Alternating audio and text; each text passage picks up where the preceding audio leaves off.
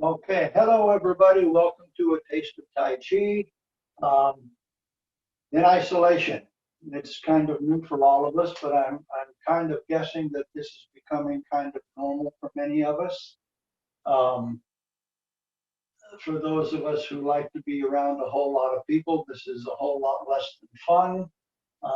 But again, it forces you to read that book that you were supposed to be reading. It forces you to finish the craft project that you were working on. So you got to look on the bright side of stuff, okay? And what does that bring you to the end of one of the Monty Python movies, huh? The Life of Brian. Anybody see that? Raise your hand. Okay. All right. So anyway, here we are. For new faces in the crowd, what we're doing is a traditional Yang style Tai Chi Chuan form. The word form is Kung Fu language for a series of movements that are choreographed with an official beginning and an end. The one that we're practicing was put together by Grandmaster Po Sim Mark about 75 years ago. And it's 12 postures long, only takes about 2.5 minutes to perform, but it'll take you about 3 years to figure out if you practice regularly. Happily, when all of this nonsense is over, I'm assuming that we'll be back in our space in the library and able to do it again. And for those veterans in the crowd, thanks for your support. We all know how interesting it can be. And I would say that it's one of the few activities in the world that you can practice until you're not able to move anymore and still benefit from. So let's go right to work. The first thing that we do is to assume the Mooji position. The Mooji position is where we start stuff, okay? The word itself means nothingness or without reference. It's a place to begin. To do it, your head is upright, your chin is tucked toward your body, your shoulders should be consciously relaxed and rounded forward. Your tailbone is tucked, your knees are bent, your feet are close together, and all your toes point forward. At this point, we're going to bow in. This is an old traditional martial art that we're practicing, and I'm an old traditional martial artist, so I'm going to do the traditional stuff. To bow in, your left hand becomes a willow palm. Your right hand makes a fist. Simply fold the left hand over the right fist. Keep your eyes up as you bow. Left foot is forward in a point step, and we're in. Okay? We'll do that again at the end of the class if I remember. This is sort of, I'm still getting used to all this difference, so the new correct patterns are sometimes a little out of kilter. Okay, we're going to start with a few exercises. These exercises are meant to work on your ligaments and your tendons. We don't care about building muscles. That's not the purpose here. We're concerned more with things like balance and posture and range of motion and ease of motion and shifting weight and all kinds of other stuff except muscular development. So we're going to start by going into what we call a preparation position. To do that, all your weight goes on your left side and you're going to sink a little bit. Check your bowling well, you know, that geographical center of your left foot, and see if you're in balance. Pick up your right heel just a little bit. Check your balance again. If it's all right, go to a tiptoe position and check your balance once more. If it's still all right, keep your toes pointed down, pick up the knee, move the foot, gently touch the floor. Lower the heel part of the way on your right foot, push the heel out to straighten the foot. Now center your weight and sink. Okay, the first exercise is called swinging arms. So you're going to turn your body to the right, to the left, and repeat. Your torso activates the whole mechanism. Everything else follows along. You can just ignore your arms. They're just kind of going to flap around a little bit as you move, but you're moving with your hips. Your knees are going to stay bent, and you can do this as quickly or as slowly as you're comfortable with. Do take a look over your shoulder in each direction as you turn. That will help you to turn a little more completely.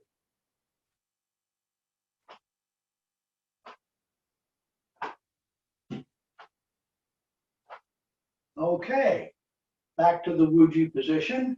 Next up is something called double knee circles. Okay, you're in the Mooji position, so just sink your body by bending your knees and find your kneecaps. We're going to do 15 rotations in each direction, keeping your knees nicely bent, keeping your face facing forward.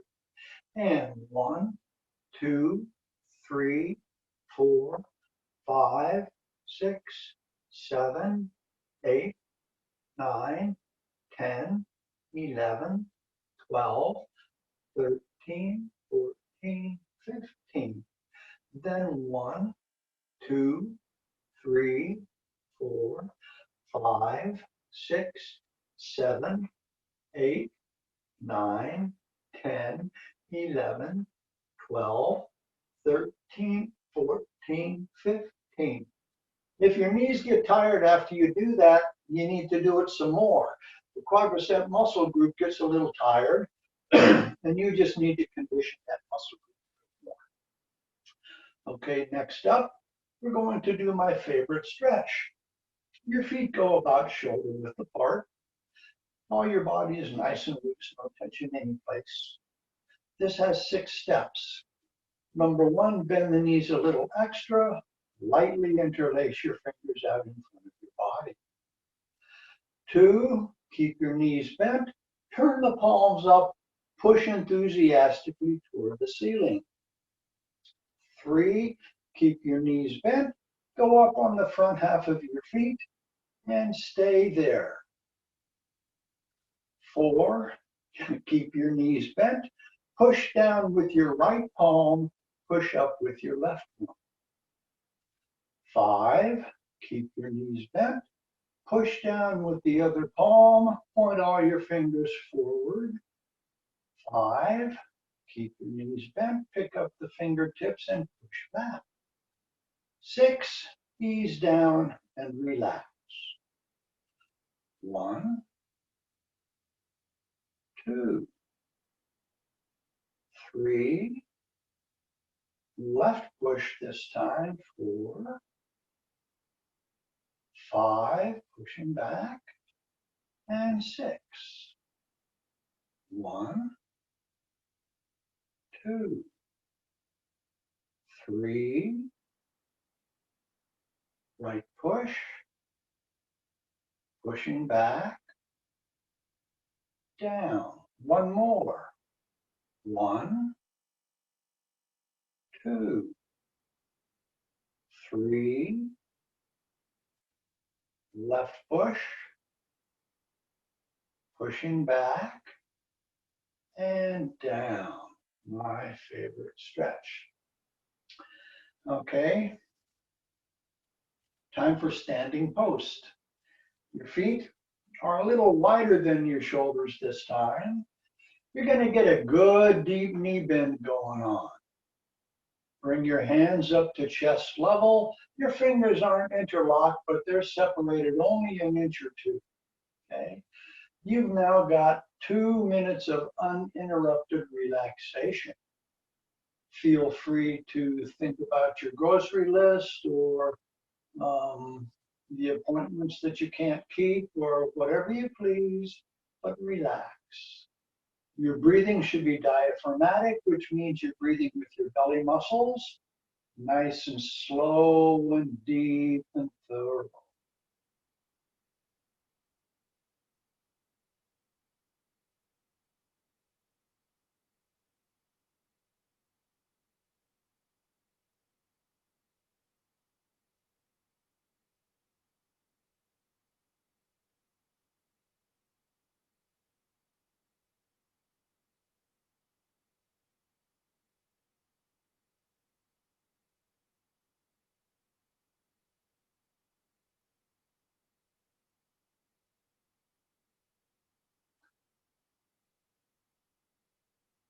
1 minute.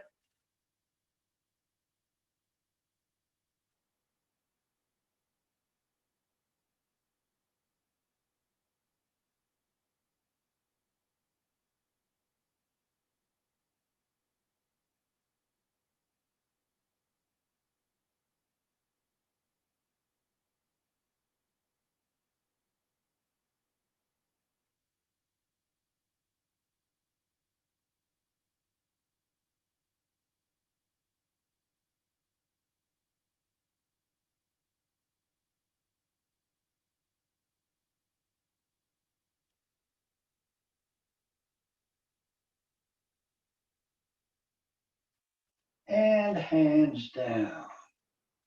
Okay, standing post. It's called a static exercise. Your body's not really doing anything.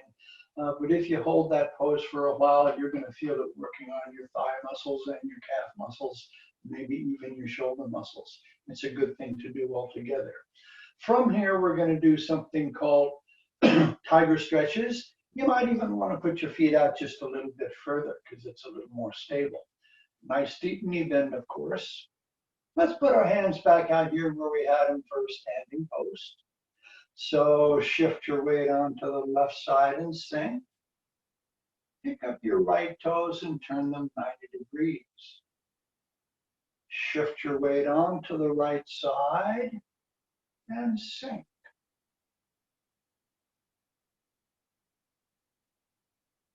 Shift back to the left side and sink. Pick up the right toes and turn them forward. Shift to the right side and sink. Pick up your left toes, turn them out. Shift your weight, sink again.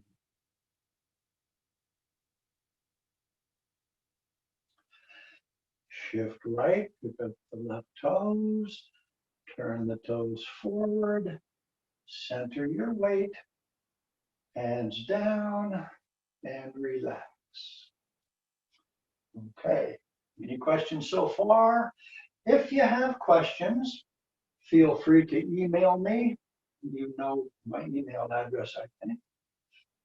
If you want some general information about what we're doing, I do have a blog site that has got more information about what we're doing that you probably want, including videos from the front and from the back.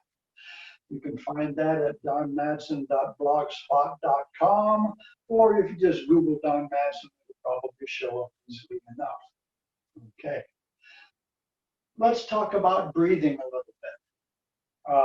When we do our work today, I want you to be conscious of the idea that when you breathe in conjunction with your movement, you're adding energy and purpose to the form. It's always good for you. So we're going to start the work by doing the entire form, and I'm going to give you the name of each posture, and then we're going to do the form nice and slowly. Nobody is allowed to move faster than I am. So we'll do it nice and slowly. And then after that, we'll break down some movements and talk about some basic ideas like footwork and work our way through the hour. I think last time we ended up doing grasping the bird's tail as our last one. We'll move on forward from that point this week. So, Mooji position. Reminder, your head is upright, your chin is tucked toward your body, shoulders are consciously relaxed and rounded forward, tailbone is tucked, knees are bent, feet are close together with all your toes pointed in the same direction. Preparation.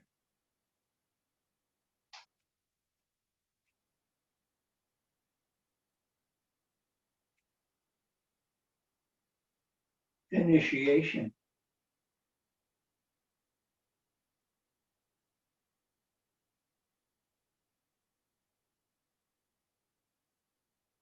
Grasping the bird's tail to the right.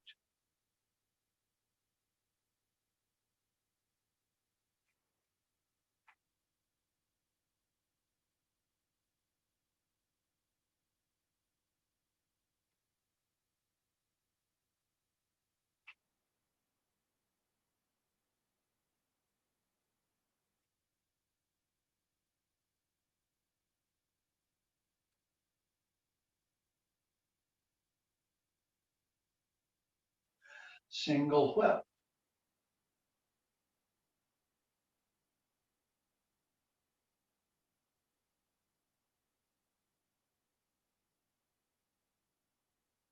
wave hands like clouds,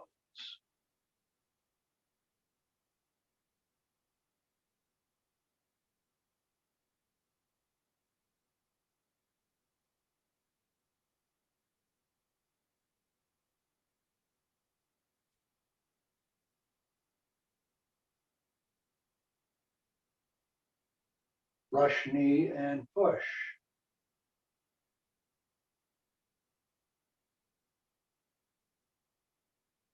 hands strum the lute,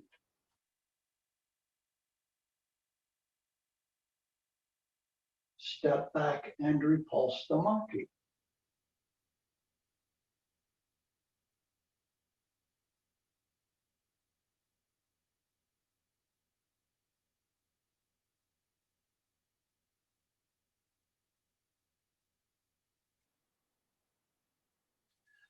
deflect, intercept, and punch.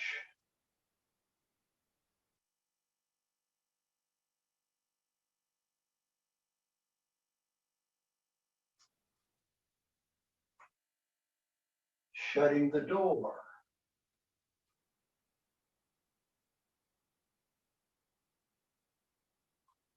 crossing hands,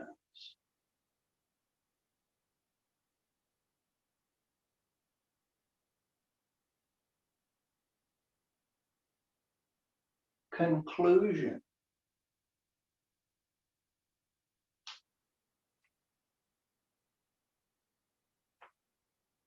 Okay, that wasn't so bad. Let me point out the fact that the way that I teach uses a number system, which we didn't do just now. All of the numbers are a kind of a way to guide you through each posture. Each posture will have anywhere from 2 to 10 different numbers embedded within it. And each of those numbers signifies usually more than one thing that your body is expected to do. For instance, when we do the preparation posture, number one consists of sinking on one side, picking up the other heel, checking your balance, and then going to a further tiptoe position and checking your balance again. All of that's number one. Number two includes picking up the foot, moving it to the side, adjusting the heel position, centering your weight, and sinking again. So everything has this set of numbers. Grandmaster Bosun Mark, who developed the form, said, if you can count, you can learn Tai Chi. Well, not nearly as simple as that, but if you have those numbers to help you out, it can make it a lot simpler. In terms of the numbers, on my blog spot, on my website, there is a downloadable set of instructions, a step-by-step set of instructions for the 12 posture form, A Taste of Tai Chi. Just go to the menu and go to the 2017 part, I think it is, where I put it there, and you'll find it. I mean, there's a lot of stuff there, so it might take you a few minutes. And if you get frustrated because you can't find it, email me and we'll figure it out for you. Okay, so I said I wanted to talk about breathing today. Tai Chi utilizes what I call purposeful movement. You're not doing anything just for the fun of it. There's a reason that you're doing every single step along the way.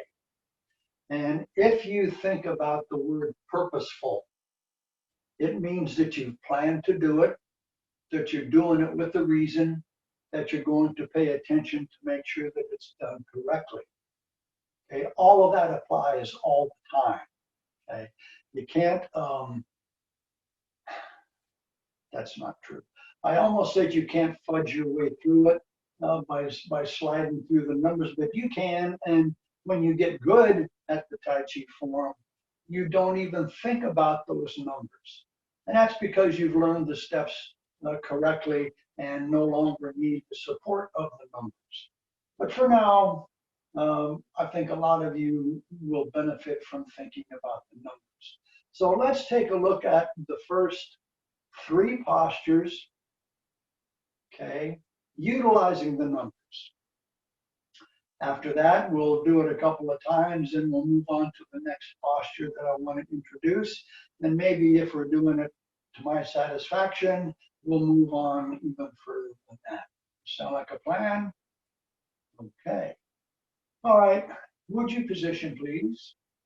Reminder, your head is upright. Your chin is tucked toward your body. Your shoulders are consciously relaxed and rounded forward.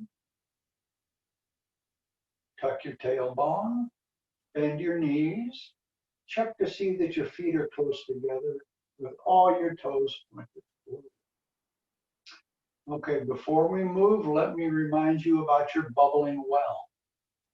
The bubbling well is a place in about the geographic center of your foot, and it's really a map of your weight distribution.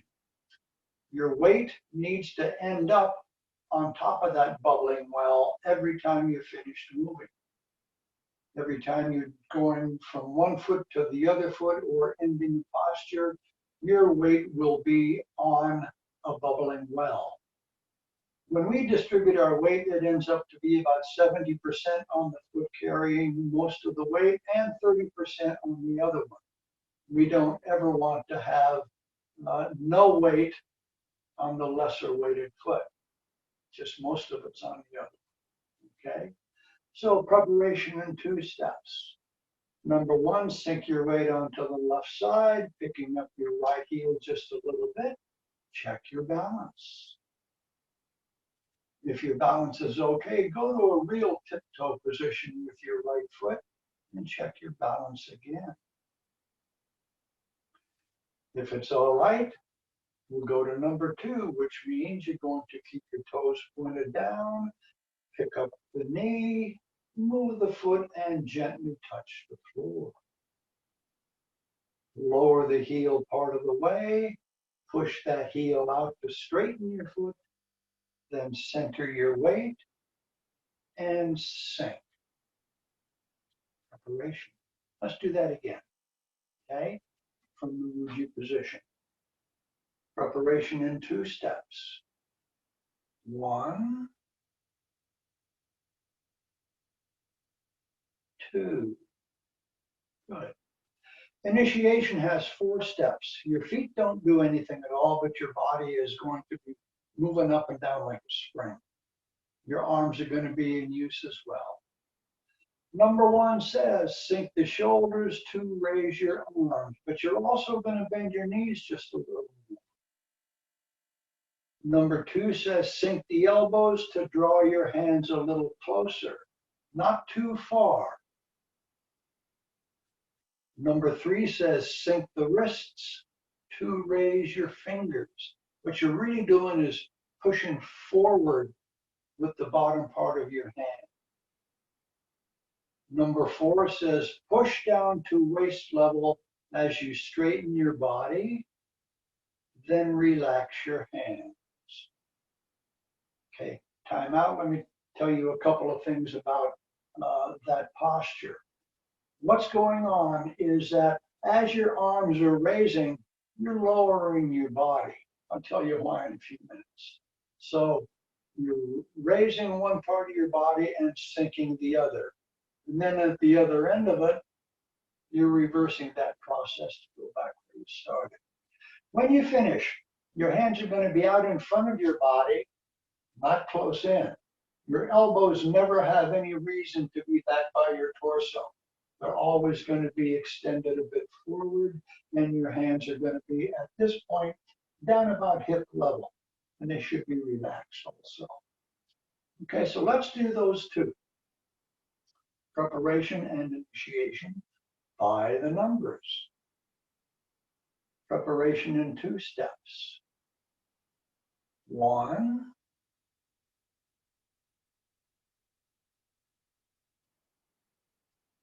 2. Initiation in 4 steps. 1, 2, 3, 4. Okay, anybody having any trouble with that? It's pretty basic, so it's pretty easily absorbed. What you need to do is to try to remember to keep these numbers and the associated movements separated. So for instance, when you're doing number 1, you're doing things in a coordinated manner, but you're not going past number 1. Okay, when you go to number 2, you're doing the portions of it in their own space. In other words, you're not going to reach out and sink. You're going to reach out, find the floor, center your weight, then sink. So everything has to be in its place. Okay, kind of like a recipe. Things happen in a particular order. Okay, let's do those 2 again, and we're going to jump right into grasping the bird's tail to the right after we finish initiation. So back to the Mooji position. Preparation in 2 steps. 1, 2. Initiation in 4 steps. 1, 2, 3, 4. At this point, you're in a relaxed upright position. Your hands are out in front of you at about hip level. Hands are relaxed but not floppy. Okay? Now we get to do grasping the bird's tail to the right. It has 10 steps. It's one of the more complicated things that we do. So step number 1, going to shift your weight to the left side and sink a little. You're going to embrace a ball. Form a mental image of you holding a cheap plastic ball in front of the left side of your body. It's a lightweight plastic thing, so you don't have to get a death grip on it or anything. You're just holding it in position. Also, you're going to pull your right foot into a T-step position. A T-step means that the knee is turned 90 degrees from the way that my chest is facing, and your toes are on the floor, but your heel is not. I bring my heel all the way up against the bottom part of my other leg. Lets me know where I am. Now, this next posture is, the next part of the posture is really important. It's called the sit step. But where you step is the big deal. You can't just step toward the wall 90 degrees out. You have to step in back of yourself as well as forward. Yeah, I know it doesn't make much sense, but do it anyway. Now, as you shift your weight forward onto your right side, push down with your left palm, raise the right forearm in front of your body. This is a blocking position. We'll talk about that. Number 4, invert the hands. Drop your right elbow and turn the right palm up. Without moving your feet, turn your body just enough so that your right fingertips point toward the wall in front of you. Now turn your hands over to the left and round your arms and shoulders, turning your hands so the 2 tigers' mouths, that's this part of your hand, so the 2 tigers' mouths face each other. Now turn a little bit further back to where you started. Number 5 is called a drag. So shift your weight onto the left side and sink. Turn your waist towards me. 6 is called the release. Shift your weight onto the right side and extend your arms at shoulder level. Arms and hands should be relaxed. 7 is prepare to press. Turn the right palm so it faces your left shoulder and push the right arm out a little bit. Bring the left hand high over the top. When it's even with your left wrist and your right wrist, drop it down right on the inside of the right wrist in front of your body. At this point, your weight should all be on the right side. You should be able to pick up the left toes, and by turning nose, belly button, and toes, bringing that bottom foot around, turn your body. After you've turned, organize your hands so the fingers point in opposite directions. Extend and separate your hands in from your body. The hands end up about 2 inches apart, shoulder wide, shoulder high. Number 9 is called the pull down. So grab the top of an imaginary swimming pool ladder. Shift your weight back onto the left side. Slide your hands down that ladder until they're at hip level. Your hands should be organized so that your thumbs are on the inside, your fingers on the outside. Your hands are held kind of horizontally. Number 10 is the push. Turn the palms up and raise your hands up to the level of your shoulders. As you shift your weight forward, turn the fingertips up, continue shifting your weight, and push. Complicated, huh? Relax for a second. We're going to go through that a few different times. And with a little luck, we'll go to the single foot, which is the next posture after that. Remember your breath work. Because we did it so darn slow by the numbers, it's pretty impossible to do the breathing correctly. But every time that you're extending yourself, you should be breathing out.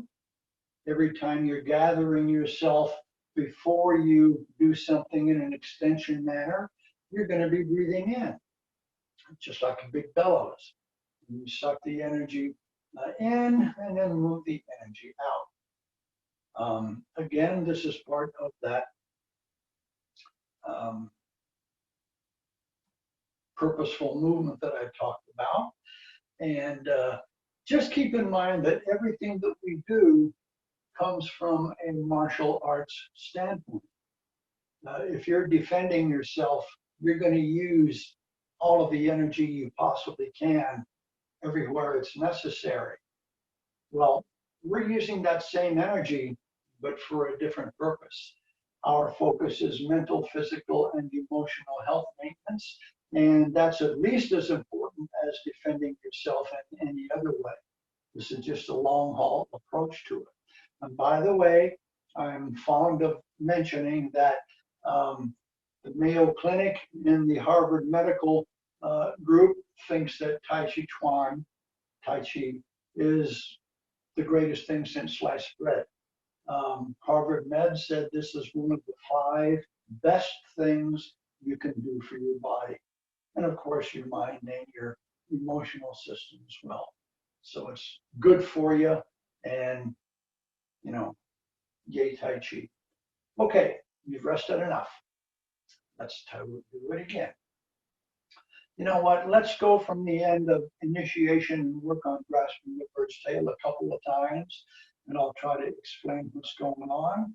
And by the way, for any of y'all that think this is something that you're going to learn in an 8-week series of classes, doesn't work that way. As I said at the beginning, it only takes 2.5 minutes to do this form. If you work at it real hard, and if you have the affinity and all that other stuff, you'll learn this in about 3 years of practice.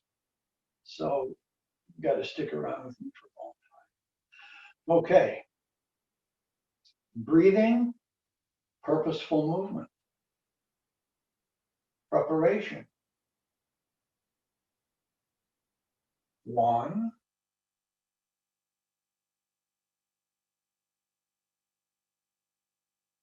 2.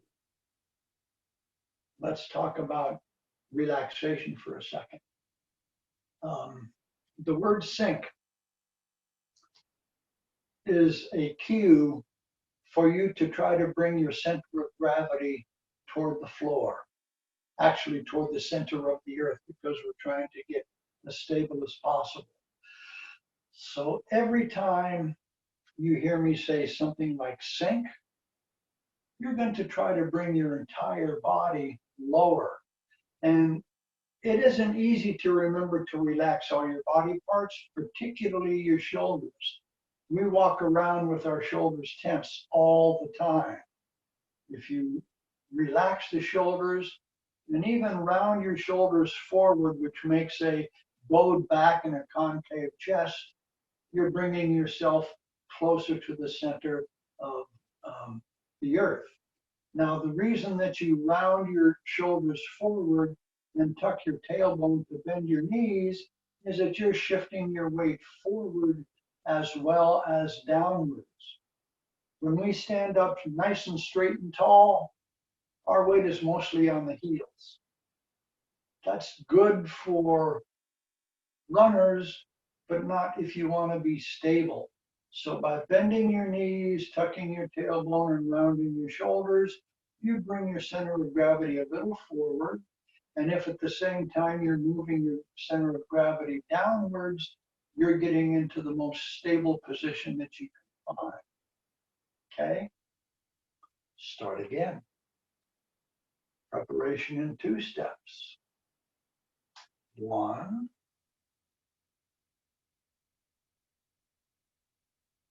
2. Think about your bubbling well. Initiation in 4 steps. 1, 2, 3, 4. Grasping the bird's tail to the right. Shift left and sink, embrace ball left, make a T-step. Number 2, make your sit step. And remember, it has to be behind you going in the direction that you're going to move. 3, shift the weight, walk up with the right forearm, push down with your left palm. 4, invert the hands. Drop the right elbow to turn the right palm up, turn the body away just enough to point toward the wall. Turn both hands over to the left and round your arms and shoulders so the tiger's mouths face each other. Now turn back a little bit, pretty much where you started. 5 is the drag. Shift your weight left and sink. Turn your body to the front. 6, release. Shift your weight right, extend your arms to the left, relax your arms and hands. 7, prepare to press. Turn the right palm so it faces your left shoulder, push the right arm away. 7, bring the left hand high over the top, bring the left wrist down to meet the right one. Pick up the left toes, turn your body, turn the fingers, separate, and pull down, shift to the right, slide your hands down the ladder all the way to the hip. 10 is the push. Turn the palms up, raise the hands. As you shift forward, point the fingertips up, continue shifting your weight to push. Okay. I don't ever assign homework, but for the people that are new to this, I really would suggest that you try to do that a few times during the week, because we'll do it again from the beginning next week for sure. And, you know, repetition does make it better. And if you're not sure you're doing it right, I don't care. If you're doing something, then you're working towards getting it correct. We can always fix it, but if you don't even do it, I got nothing to correct. Okay, so the next one that we're going to do is the single foot posture. And we're starting from the last position in grasping the bird's tail. So first you're going to shift your weight onto the left side and sink. Then turn your body toward the front, bringing your right toes along with you. Now shift your weight to the right, reach out to make a hook. Bring the right foot in. Leave the hand where it is and turn the body. Step out with your left foot. As you shift your weight, turn the palm in the left hand. Push forward with the edge of your left hand. Single foot. Let's do that again. From the end of the grasping the bird's tail. And 1, 2, 3, 4. Single foot. Questions? Email me. There is even, I think, a commentary part to the weblog. If you want to leave comments or questions there, you can do that. Always open to questions. By the way, a few people have asked me every now and then about going to the bookstore and buying books about Tai Chi.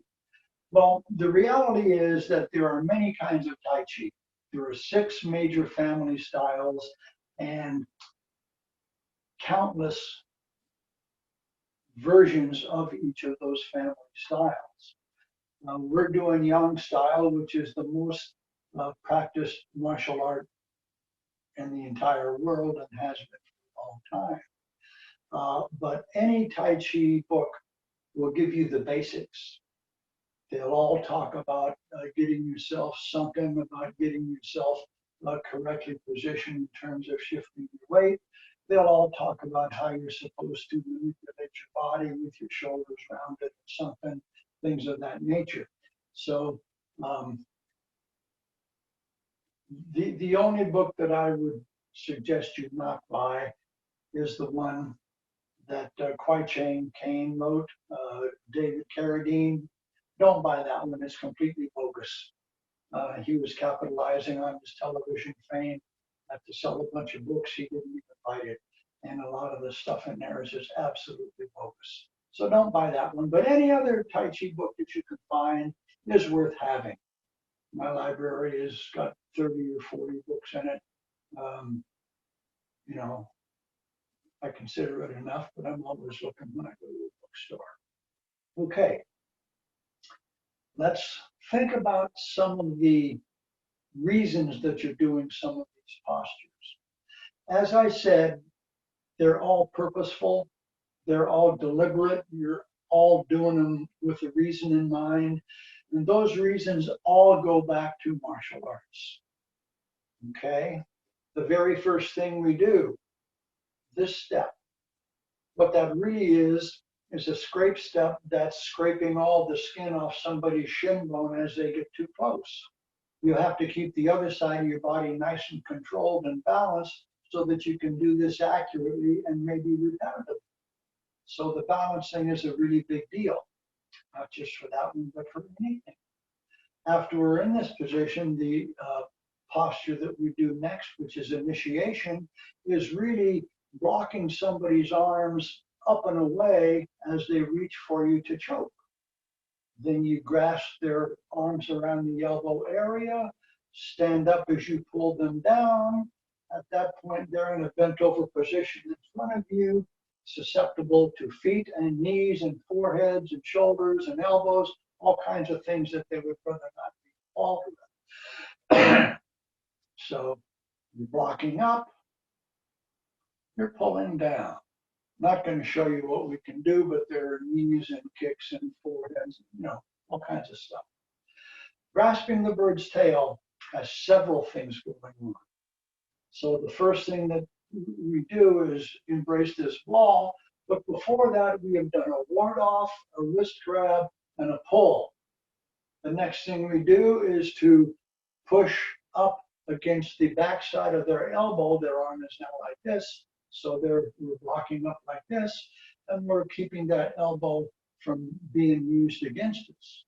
We're going to turn their arm over, still holding on to that elbow area, and move our body weight to get them to go off balance. And then we're going to turn them a little bit to keep them there. We're going to attempt to do a press, which is a two-handed strike, but they've figured out what's going on, so they separate our hands by moving up underneath.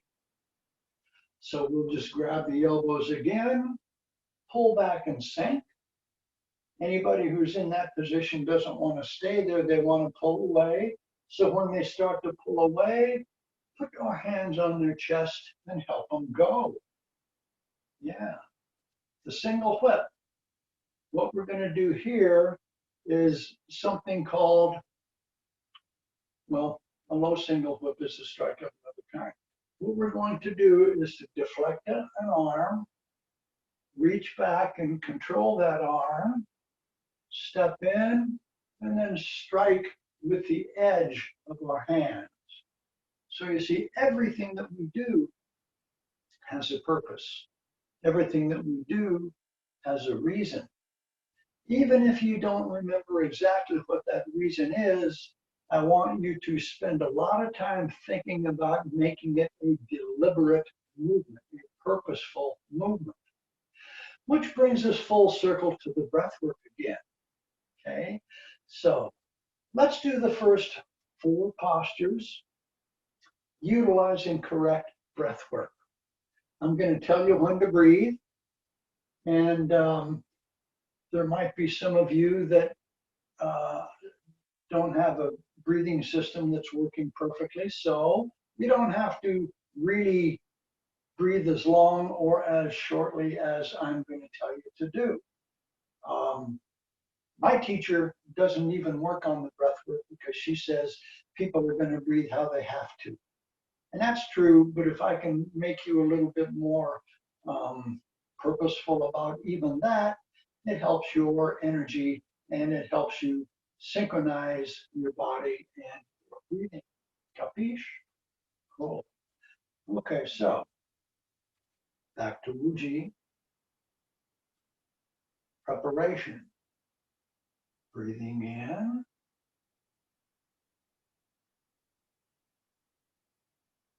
Breathing out. Breathing in, initiation. Breathing out, grasping the bird's tail. Breathing in, breathing out. Breathing in, breathing out. Breathing in, breathing out. Single whip. Breathing in, breathing out. Okay, the secret there is to plan ahead. If you can kind of anticipate how long the movement is going to take you to perform the whole thing, then that gives you a benchmark in terms of saving your breath when necessary or expelling it when necessary. So you're really trying to coordinate your movement with your body, with your breath work at all times.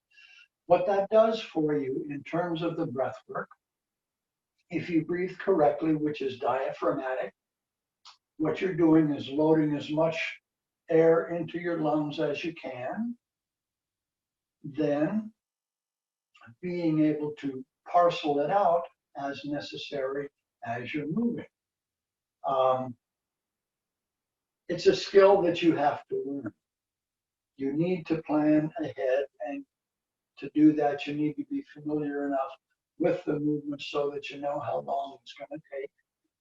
And you need to kind of feed off of that to know how you're supposed to breathe. Ideally, you're not loading up as much air as you can possibly take and then get rid of it. You want it to be smooth, you want it to be coordinated, you want it to be serving you as a helper, not something that you have to pay attention to separately. Okay, that's the whole thing. You need to synchronize all the movements and make them something that you're controlling comfortably all the time. Okay, let's see. Let's talk about your feet a couple of seconds here. The way that we turn, most of the time it's on your heel, okay, moving your foot with your heel resting on the floor. But a couple of times we use our toes as that pivot point. Most of the time, though, it's your heel. And the way that we do it, if we're going to turn like at the end of grasping the bird's tail when you've stepped out with one foot, and remember, it's not even with your other heel, it's behind it. What you want to do is to get your weight onto that front side and find your bubbling well. If you move your foot back and forth, you can figure out when your weight's on your toes or on your heels or on your bubbling well. Don't go past your bubbling well. When you get to that bubbling well, what you can do to be more stable is to sink. Then you should be able to pick up the other toes, and by turning your hips, everything comes along and you end up in a bow and arrow stance. Let me show you the bow and arrow stance forward position. See, my heels are not lined up. This is wrong. This is right. Your feet, your heels should end up being about hip width apart when you're in a bow and arrow stance. You're also leaning, not leaning, your body weight is shifted a little forward onto the bubbling well of your front foot. Then when you sink a little bit, you got like 70% of your weight on the front, 30% of your weight on the back. Okay? And that will let you pick up the back toes and do whatever you need to next. Sometimes it means that you're bringing the other foot in, or stepping out, or shifting your weight, or turning your waist. Lots of reasons for you having to move your body, but you need to move it under control and in a synchronous fashion. It is not everything all at the same time.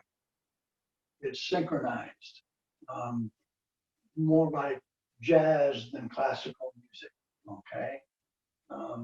So that's how we roll. Okay, it's about time for the end of the class, so I'll remind you one more time. You can email me with questions. You can go to the blog site, donmadsen.blogspot.com, or send a carrier pigeon, whatever you need to do, and I'll do my best to help you out.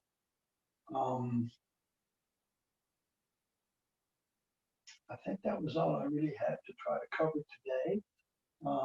So let's do the whole form one more time. We're going to do it a cappella. No outside noise whatsoever. Okay, I'm going to do it a little extra slowly, give you time to follow along, and there is no issues if you're missing something, if you can't get something correct. Practice makes perfect, and you just have to keep on going. So, back to your Mooji position. Your head is upright, your chin is tucked toward your body, shoulders are nice and relaxed. Tuck your tailbone, bend your knees, toes are pointed forward. And begin.